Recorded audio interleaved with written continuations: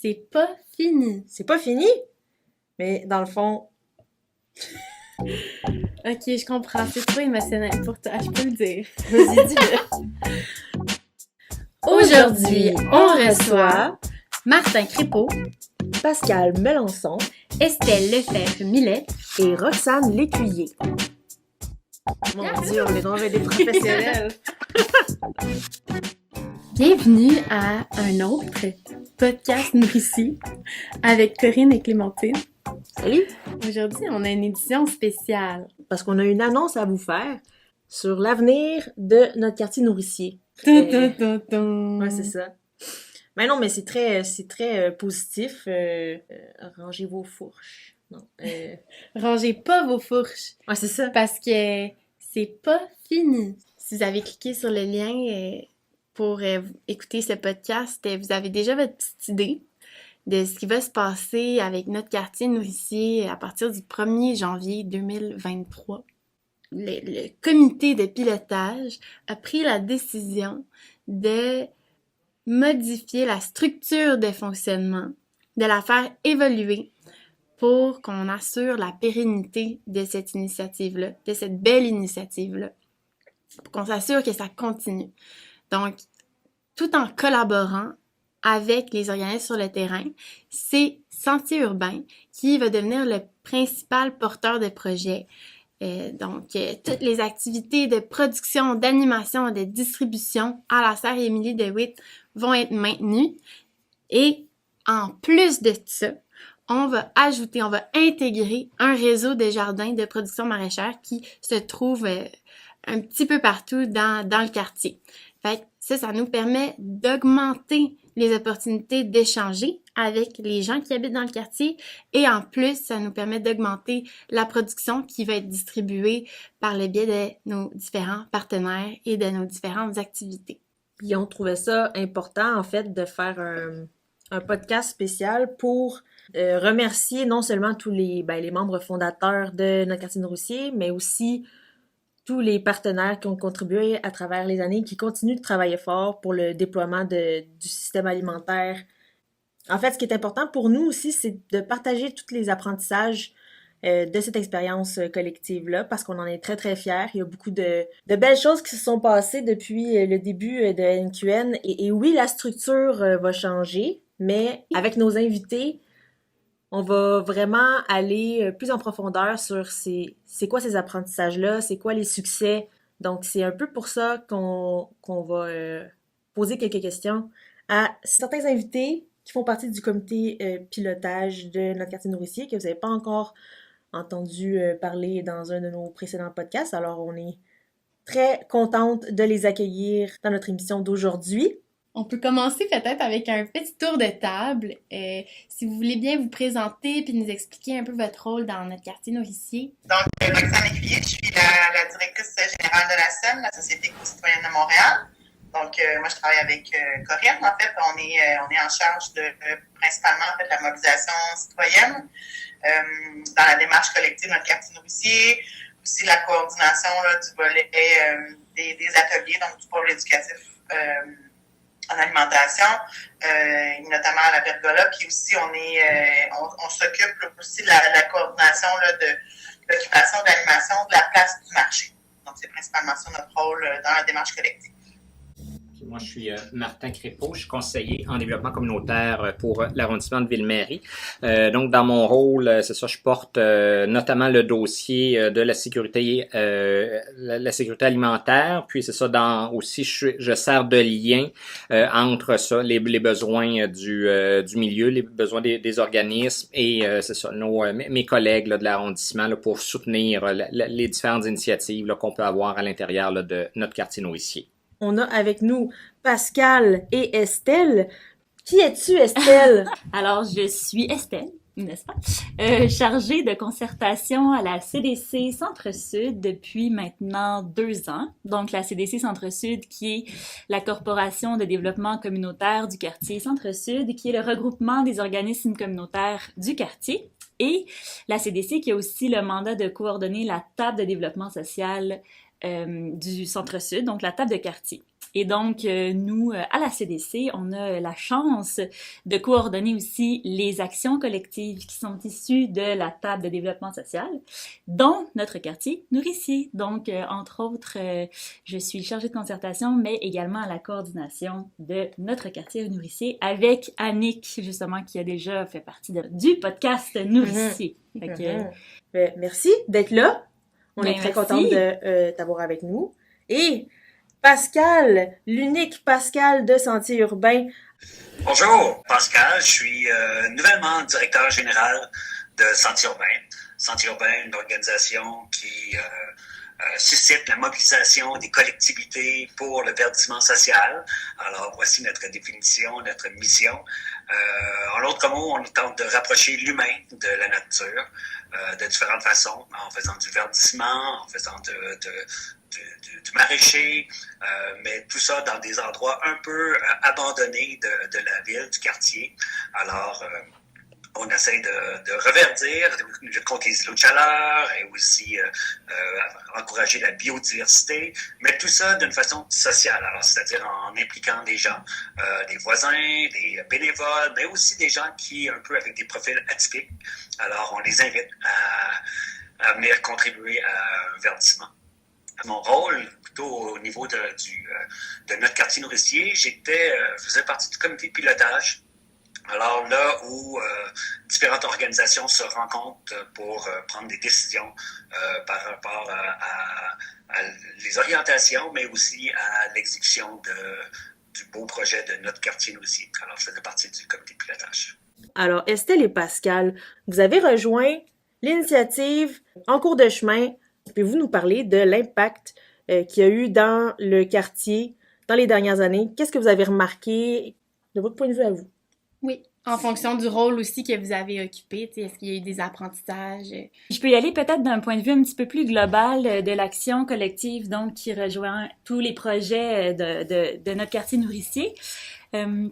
On a fait, avec la table de développement social, on a fait des rondes d'évaluation des actions collectives que la table a développées dans les dernières années.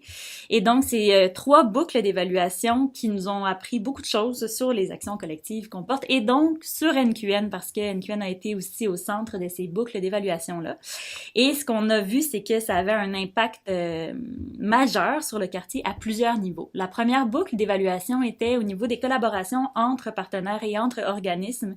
Comment, à travers les actions collectives, ces relations partenariales-là se sont modifiées ou ont évolué pour faire un quartier qui a des méthodes collaboratives plus assumées. Et, entre autres, NQN a été étudié et puis ça a été flagrant que la notion de complémentarité est ressortie, puis le sens du compromis et aussi le respect des initiatives des uns et des autres. Donc, je pense que comme rayonnement ou comme legs au quartier, NQN a été un super beau laboratoire pour voir cette synergie-là entre les collaborateurs, entre les partenariats, puis à quel point il faut y réfléchir, il faut y accorder du temps, de l'énergie, de l'attention, mais que ça peut donner des résultats super porteurs pour l'avenir aussi, d'avoir une gouvernance collective, d'avoir des actions collectives comme ça qui sont dans le respect de tous et chacun, là. Fait que ça, c'était la première phase d'évaluation. La deuxième phase d'évaluation était sur l'impact sur les participantes dans le quartier. Et NQN, encore là, a été l'objet de cette évaluation-là.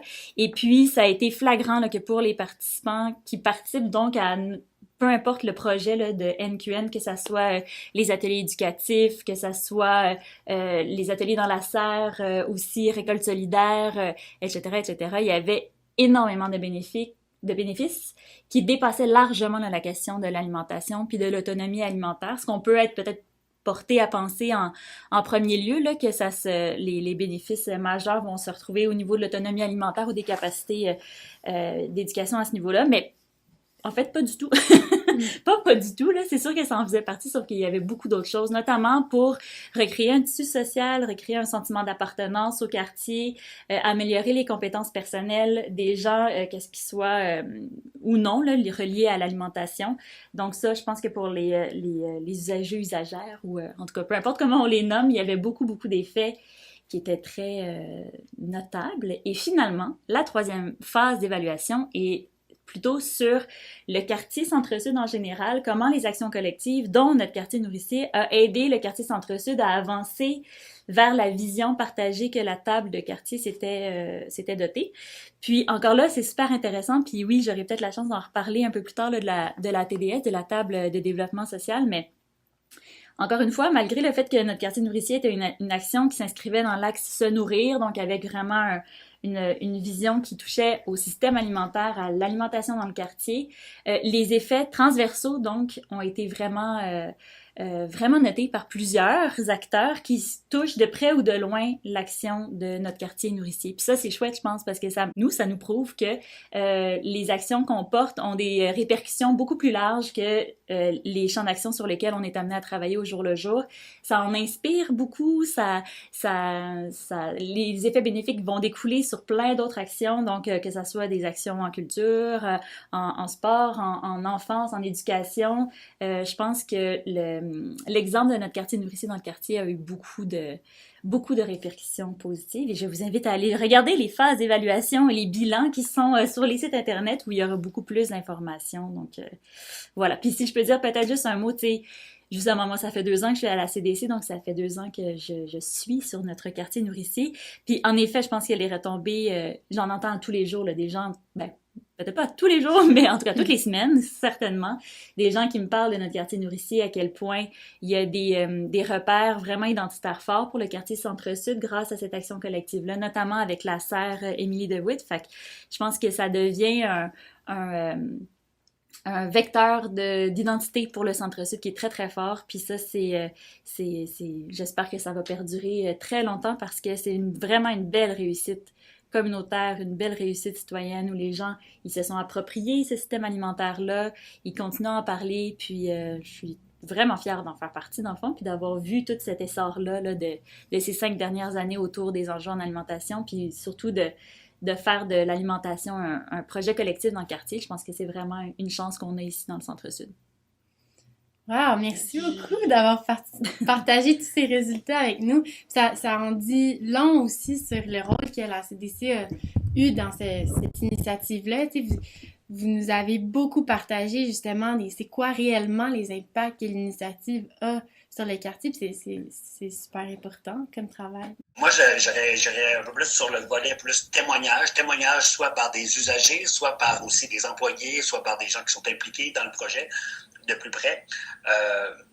Ça, je pense qu'il y a eu toute une répercussion auprès de la population du quartier, qu'on a un peu facilité ou popularisé l'accès à des végétaux, à des plantes, alors pour les rendre les plus accessibles possibles à travers des activités telles que des foires, des journées thématiques, des ateliers, de 5 à 7, des activités un peu plus ludiques. On a comme, je pense, fait un pas vers les citoyens. Ordinairement, un citoyen est obligé d'aller au magasin, et même voir, il n'y a pas tant de magasins qui vendent des plantes, alors il est obligé d'aller dans les Home Depot, les grosses compagnies qui sont un peu à l'extérieur. Les légumes, la plupart du temps, il est obligé aussi, souvent, la plupart du temps, d'aller au supermarché à acheter des légumes qui viennent de l'extérieur du pays. Tandis que nous, on faisait un pas vers eux. Alors, je pense qu'on a facilité l'accès, popularisé ou dédramatiser le concept de faire pousser quelque chose, de consommer quelque chose qui vient de tout près. Alors, auprès des citoyens, auprès des partenaires, je te dirais la même chose, des organisations partenaires, des membres de la Terre du Cigale et tout ça, ou des banques alimentaires, on leur a fourni des légumes et tout ça, gratuitement, qu'on distribuait. Alors, eux aussi, là, c'était tout d'un coup une mine d'or de légumes frais, de qualité, des choses qu'on retrouve moins aussi sur le marché. Puis, alors, il y avait une fierté, un accueil de ces dons-là pour redistribuer après eux aussi de leur côté auprès de leurs bénéficiaires, participants, clientèle. Alors ça aussi, il y avait comme une reconnaissance incroyable de la part des organisations partenaires du quartier. Et je dirais un autre type de témoignage qu'on avait, c'est de la part des apprentis, des gens qui avaient chacun leurs défis personnels. Alors on les accompagne, on les formait en horticulture, mais en même temps, on les donnait une opportunité de rencontrer d'autres personnes, alors vivre dans l'inclusion, aussi d'avoir une fierté de réaliser quelque chose, une fierté de travailler en équipe. Alors ça aussi, eux aussi, chacun de ces individus-là qui venaient faire une expérience avec nous témoignent comment c'était une expérience en or de faire quelque chose d'intéressant et avec un petit montant d'argent qui rentrait aussi. Alors ça aussi, c'est des super beaux témoignages qu'on a vus de ces gens-là et des gens qui ont rayonné ou fleuri alors durant leur expérience avec nous. Et là, je pourrais aussi parler de comment les partenaires les plus impliqués qui faisaient partie du comité de pilotage, comment aussi on a appris dans cette collaboration-là entre organisations, comment coordonner. Pas toujours facile, mais en même temps avec des beaux défis de partager nos préoccupations, nos intérêts, à collaborer et chacun retrouve son gain dans cette collaboration-là. C'est plein de choses qui ont fleuri pendant ce parcours de NQM. Merci beaucoup. On va poursuivre avec Roxane et Martin pour la prochaine question. Ce qui est super intéressant de vous deux, en plus de votre rôle dans le quartier Noétie, c'est que vous êtes là vraiment depuis le début de l'initiative.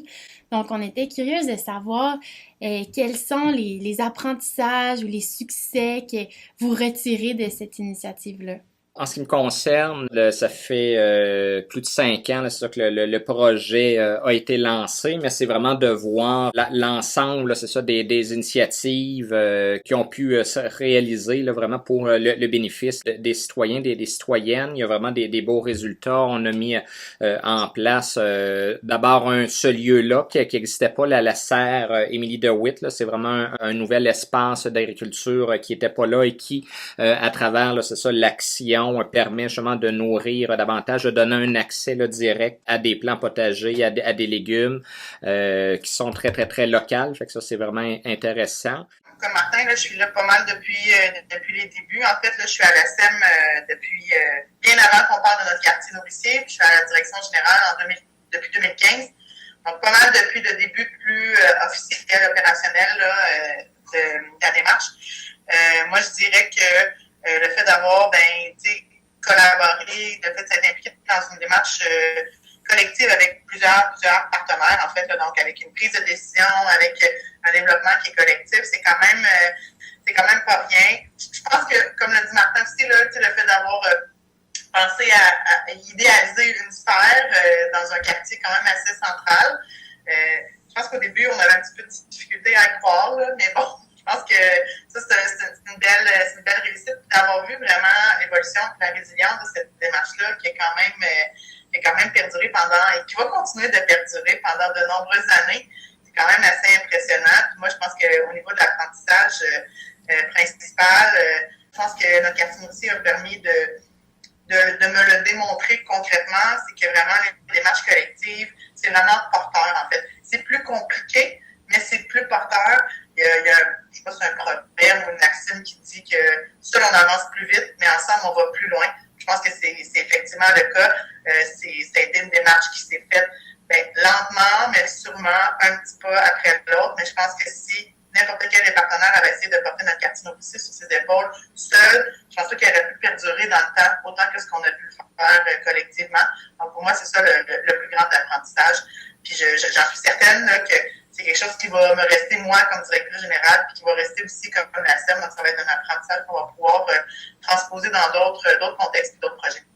Pour moi, c'est vraiment aussi quelque chose qui est novateur. Je suis pas impliqué dans beaucoup de projets où il y a autant de partenaires qui ont les deux mains dans la pâte. Là, souvent, c'est il y a un leader, les autres appuient, puis il y a rubber stamp. Mais là, de voir, c'est ça que chaque organisme avait un volet avec son lot de défis. Là. On a eu beaucoup d'échanges, puis d'huile à mettre, là, c'est ça, dans la machine là, pour que ça roule. Mais c'est le fait de voir ce résultat-là depuis 5 ans, puis que vraiment tout le monde était engagé, c'est ça, pour le bénéfice, là, c'est ça, de notre population, ben, c'est vraiment quelque chose là, qui est super intéressant là, à ce niveau-là.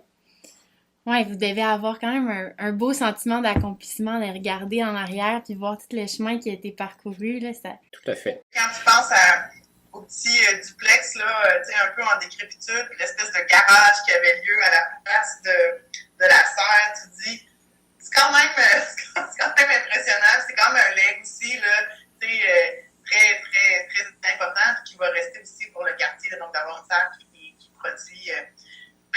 12 mois par année. Là, fait que, ouais, non, ça, c'est quand même le fun de se promener, de savoir que c'est là, c'est tangible, puis ça va rester. Puis c'est ça, dans l'introduction là, de ce podcast-ci, nous, on expliquait que ben, la structure de fonctionnement change. C'est Sentier urbain qui devient porteur de projet principal. Est-ce que vous pourriez élaborer un petit peu sur le chemin qui vous a amené à prendre cette décision-là au comité pilotage? C'est toujours aussi le défi des projets novateurs. On sait quand ça commence, on réussit à attacher du financement pour être en mesure d'avancer. Puis ce besoin-là de notre quartier nourricier venait répondre à un enjeu là, du quartier où effectivement on voulait faire en sorte que la population soit davantage en mesure de se nourrir. Fait que tout le monde s'est mobilisé, on a réussi à obtenir du financement. Puis en fait, il y avait toujours été entendu que les gens se mobilisaient selon un échéancier là, qui était prédéterminé. Le financement était attaché en conséquence. Puis là, justement, en décembre 2022, ben, en fait, on arrive à bon port. On a réussi à mettre en place la serre. On a réussi à rénover, là, c'est ça, d'autres infrastructures, de mobiliser le milieu. Puis on arrive justement à une phase de changement. Le bateau est bien engagé, ou le train est bien engagé, puis il va continuer, là, c'est ça, de rouler ou de voguer, puis d'autres manières. Puis les groupes vont continuer là, de soutenir la cause, soutenir le projet, mais de manière différente. Maintenant, il y aura un leader plus engagé à ce niveau-là. On a atteint ce qu'on voulait atteindre là, à travers cette implication-là. Parlant de futur, le futur de la SEM relié à l'agriculture urbaine ou relié à des initiatives en alimentation, à quoi va ressembler le partenariat de la Société éco-citoyenne de Montréal et Sentier urbain aussi, qui continue à s'occuper de la serre, puis que c'est nos voisins pratiquement. Est-ce que tu as envie de nous parler un peu de qu'est-ce qui s'en vient en 2023 pour la SEM? Ben oui, tout à fait. Mais je me permettrais peut-être de revenir sur, Martin a parlé un peu de l'engagement là, sur 5 ans, la question du soutien financier, où c'était clairement identifié au préalable. Bon, là, il y a eu ce financement-là pendant 5 ans, mais avant, il y a eu une vague de financement pendant 2 ans et demi. Je pense qu'avec le temps et l'expérience aussi, je pense qu'il faut apprendre des projets, des initiatives comme ça, c'est souvent cyclique. Puis je pense que c'est aussi correct de respecter et d'accepter ces cycles-là, puis de ne pas considérer que c'est un désaveu quand il y a un cycle qui se termine puis qui donne naissance à autre chose. C'est un peu ça qui se passe avec notre quartier nourricier.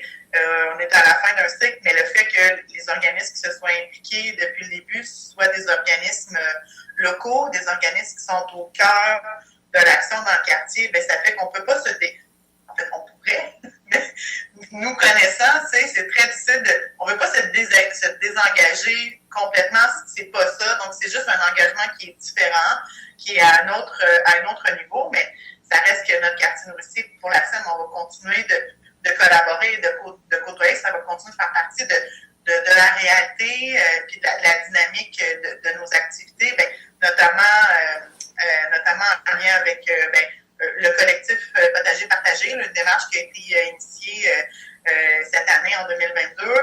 Ensuite de ça, on parle de continuer de faire des ateliers, bien évidemment, en lien avec l'alimentation, la sécurité alimentaire, l'agriculture, la biodiversité, donc de façon quand même assez large. C'est dans la mission de notre organisme. L'occupation, l'animation des espaces style la place du marché avec les citoyens, les groupes du quartier, bien évidemment. On travaille aussi comme organisme mandataire du programme Éco-Quartier. C'est nous qui sommes en charge de coordonner la campagne d'embellissement, donc la fameuse distribution de fleurs, donc qui s'adresse aux citoyens et aux groupes. Puis là, ça fait quelques années qu'on pousse dans ce sens-là, puis on semble enfin tous pousser dans le même sens, c'est-à-dire essayer pas d'abandonner, mais essayer d'actualiser toutes en fait, tout ce qui est le contenu, si on peut dire ça comme ça, là, de la campagne d'investissement pour se tourner davantage vers du durable et vers du potager au détriment de l'ornemental, donc des fleurs. Donc, on tend vraiment avec l'arrondissement, il y a vraiment une volonté d'offrir de plus en plus de plantes potagères, de vivaces, etc., d'arbustes peut-être. Fait qu'on va quand même continuer de contribuer là, à tout ce qui concerne la sécurité alimentaire, la place de l'agriculture urbaine et de l'alimentation dans le quartier. Donc, ça, Ça, c'est sûr. Puis je suis sûre qu'il y en aura d'autres, en fait, là, qu'on ne connaît pas, qui vont se porter à nous, donc assurément, là, dans les prochains mois, prochaines années.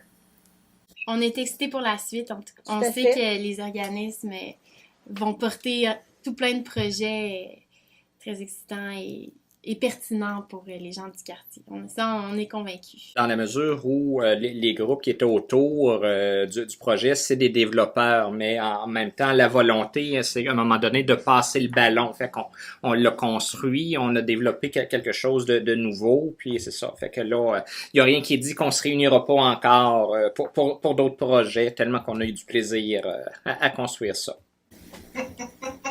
Exactement. C'est bien dit, Martin.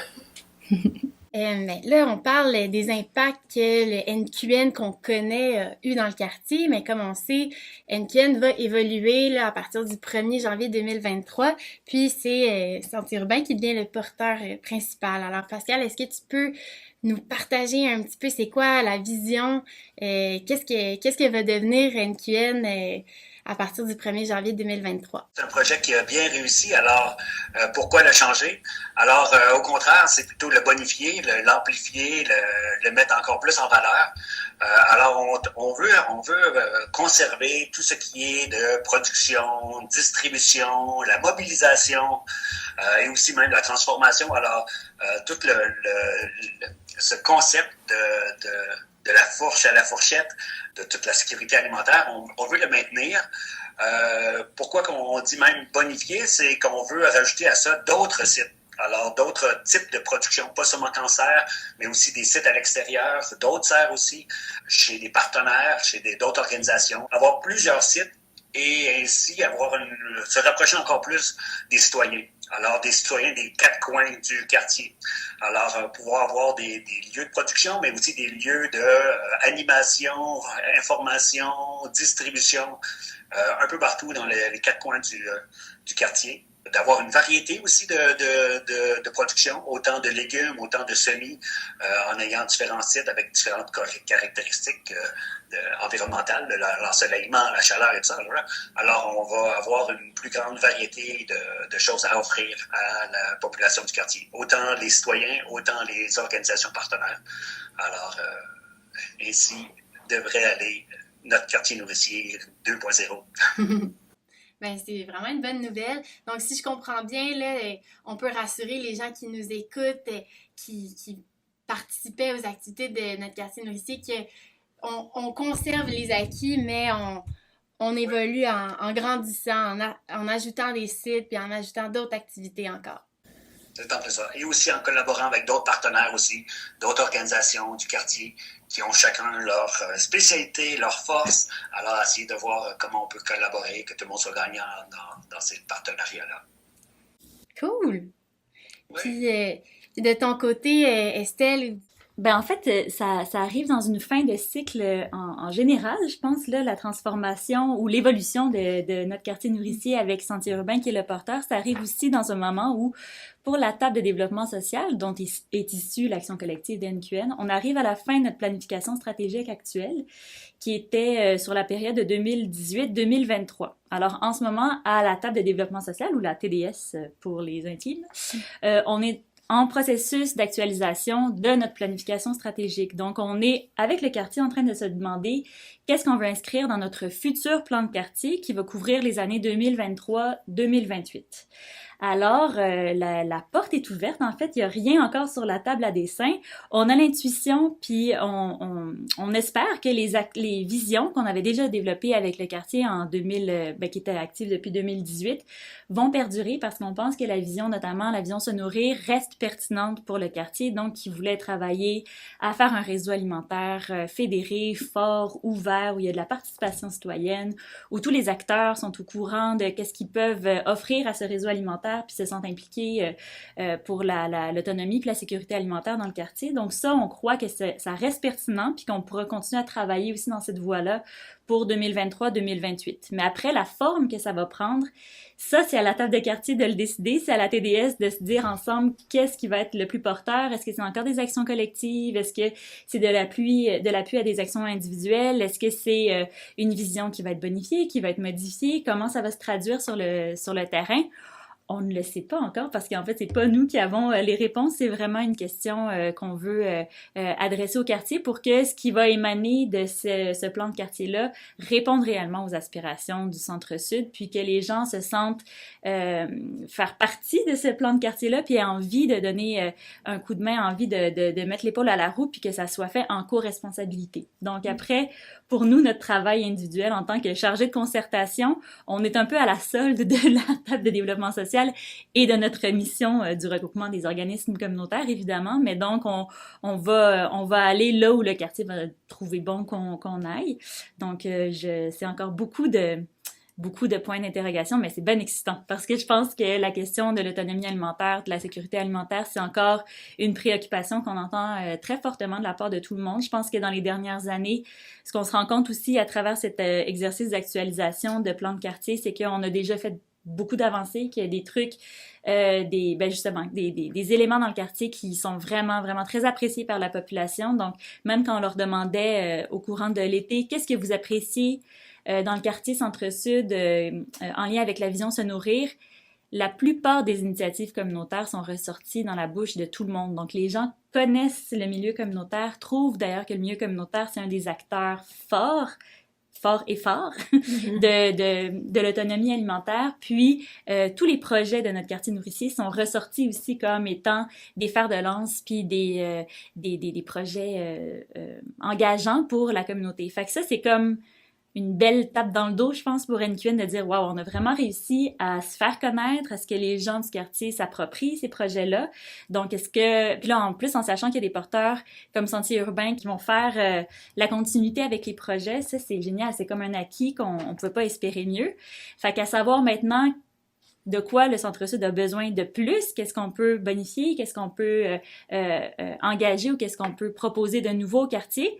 Ça, c'est suite la prochaine fois parce que l'actualisation de la planification est en cours. Fait qu'on verra au cours des prochains mois comment tout ça va réatterrir dans ce nouveau plan de quartier 2023-2028. Puis si jamais on a des auditeurs qui voulaient s'impliquer dans cette planification-là, comment ils font? C'est une très bonne question. Merci de me la poser. Donc, je sais pas quand les gens vont écouter ce podcast, mais là, la prochaine date à l'agenda, c'est le 3 décembre, qui est un samedi, où on organise un forum social au Centre Saint-Pierre qui va se dérouler toute la journée, mais en 2 blocs séparés. Donc, pour les détails logistiques, là, je vous invite à aller voir le site internet de la CDC Centre-Sud. Mais donc, le forum social, c'est vraiment un événement qui est ouvert à tous et à toutes. Donc oui, les partenaires communautaires, oui, les parties prenantes du quartier, mais aussi et surtout les citoyens et citoyennes qui habitent, qui travaillent ou qui fréquentent le Centre-Sud. On veut les entendre parce que c'est le moment où on va décider des grandes thématiques qui vont faire l'objet éventuellement d'actions concrètes sur le terrain. Mais donc là, avant de se pencher sur la logistique, le prototypage de quelles actions vont être réalisées, on veut d'abord s'entendre sur quelles thématiques le quartier a besoin de travailler ensemble, puis comment on peut les bonifier tout le monde ensemble pour amener des angles de vision puis des opinions différentes, comment on peut les problématiser, donc quelles questions se poser pour être sûr d'avoir un regard global sur la thématique ou les thématiques qui vont être choisies. Donc ça, c'est la première date, le 3 décembre, c'est un rendez-vous.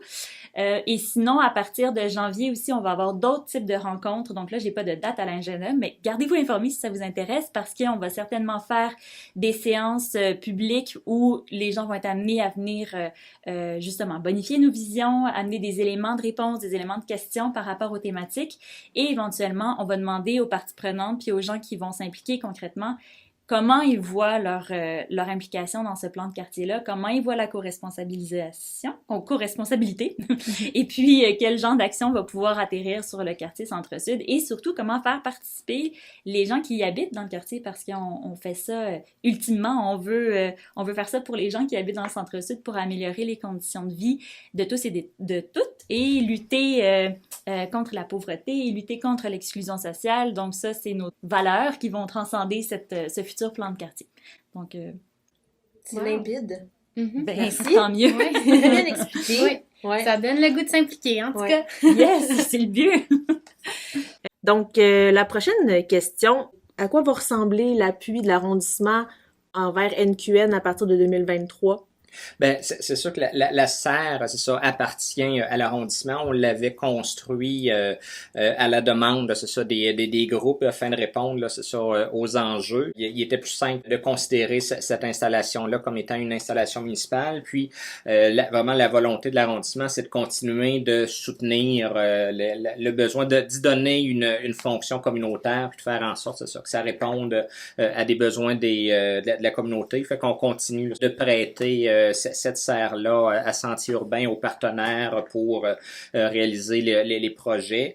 Puis, c'est sûr que autre appui complémentaire, puis cette année, toute notre réglementation, c'est ça, on essaie de faire en sorte que on puisse soutenir la volonté des groupes. Puis donc, depuis cette année, là, on a autorisé un permis de vente directement à la serre, là, des légumes, des plants qui sont produits. Fait qu'on va continuer à ce niveau-là. Puis en fonction, c'est ça, des différentes demandes là, qui pourraient nous être adressées, ben, on va voir de quelle manière là, on peut continuer d'aider et d'appuyer la cause.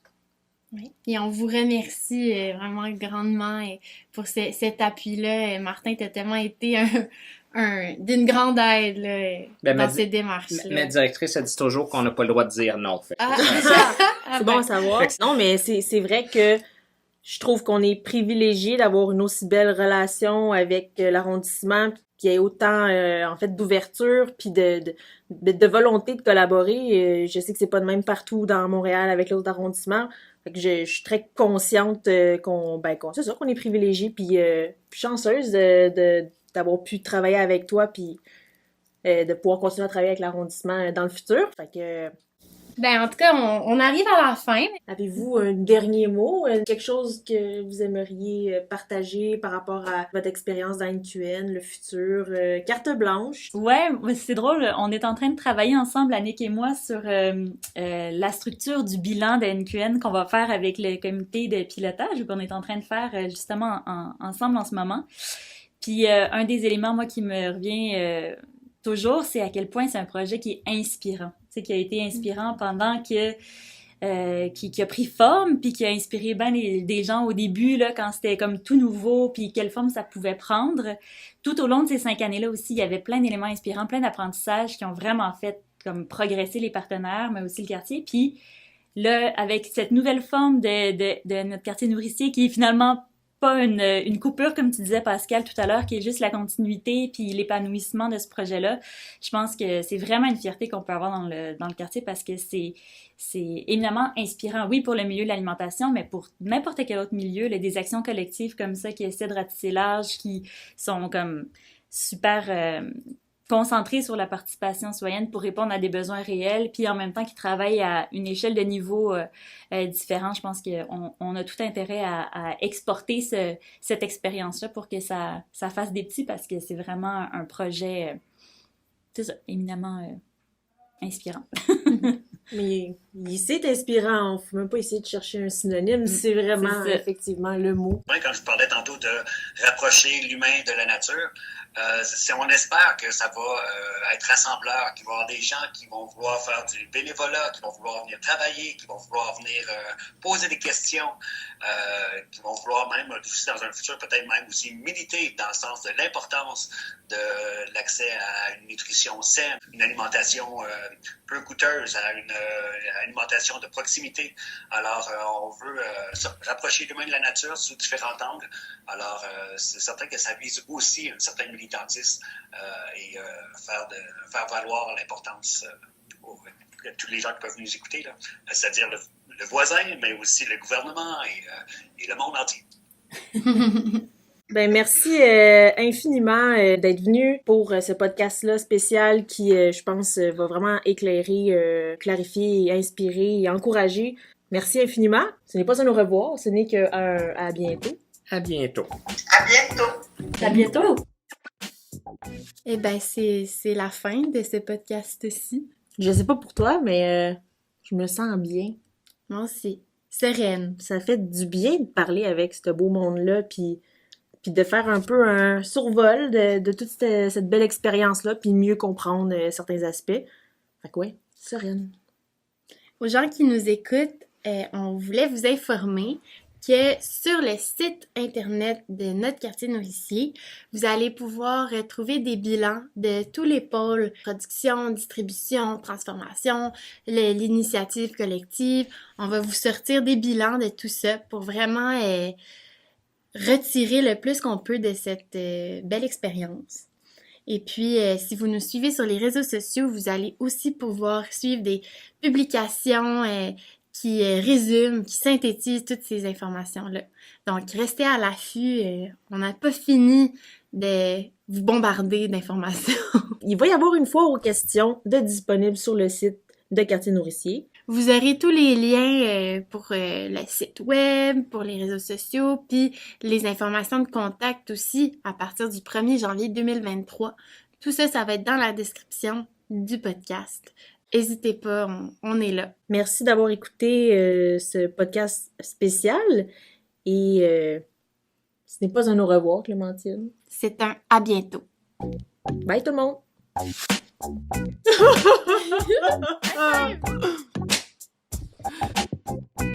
C'était Clémentine Barberger et Corinne Delisle pour notre quartier nourricier, un élan collectif pour mieux manger et verdir Centre-Sud.